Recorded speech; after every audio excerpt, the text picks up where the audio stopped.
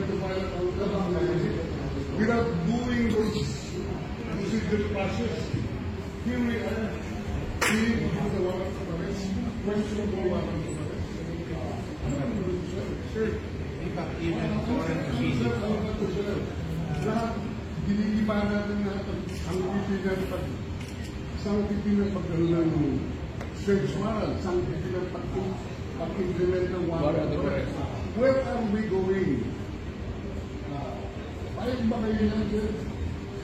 Wala na nasa procedure ito. Sir, Under our... ako, sa Pilipino, naiiyagan ko kasi, wow, nag-planning din yan.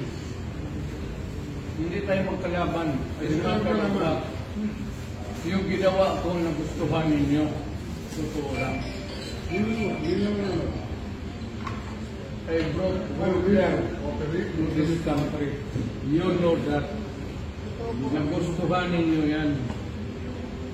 So I am not blaming you. Let us not argue. Do not we avoid hurt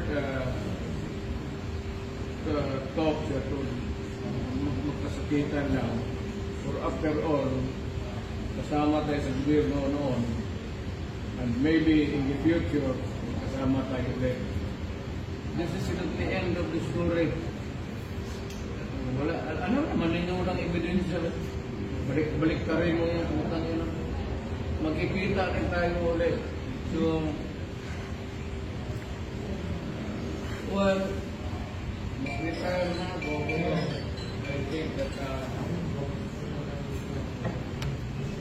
I've changed my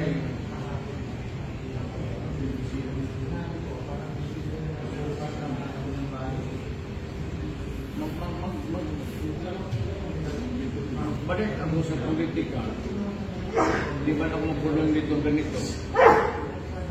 Nanibig kong makulong ako, wala namang bawal na tumakbo tao unless the final judgment is deprived of your right to seek public office. But far from it, actually, nagagitang proseso. Like other stories na dumaan sa idiot. Wala talaga nangyari.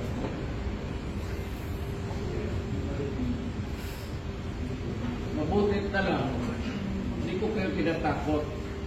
Mabutit na lang, wala nang file ng case sa inyo. Kasi sa taas, pagdating na kita, ginagawa ninyo yung trabaho ninyo, puro blunders naman doon, blooper, puro... Pagdating sa trial dyan, tatawagin kita sa witness stand, sabihin ko, you're the person who arrested me. May I know the reason why? Have you read the documents? Or at least, have you read the case at that time when you made the arrest? So that you would be guided to what you should know. Yan yan. Kaibigan sa'yo, galing ako tulad mo. Pero, pagdating ng panahon, sir, sabihin ko sa iyo, hirapan ito. Ngayon,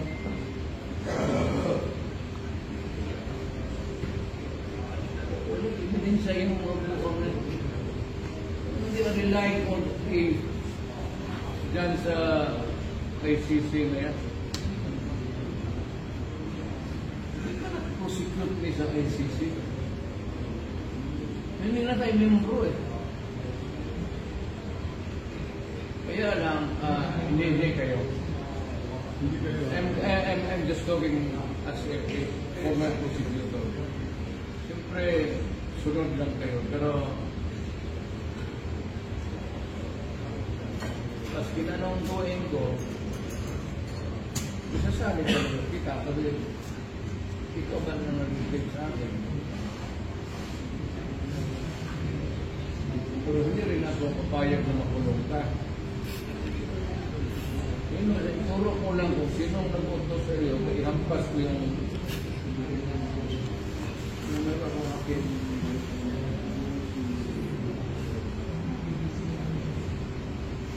Nagtatakbo yata ako ng Vice President.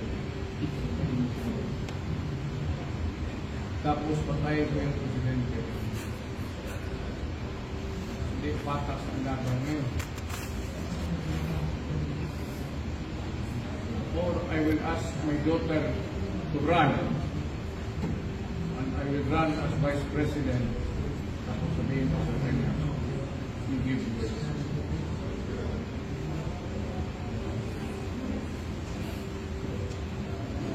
Sabihin ko sa inyo mga militar, i-kuditan ninyo siya para because for not for all decision para makatakbo sa ulit.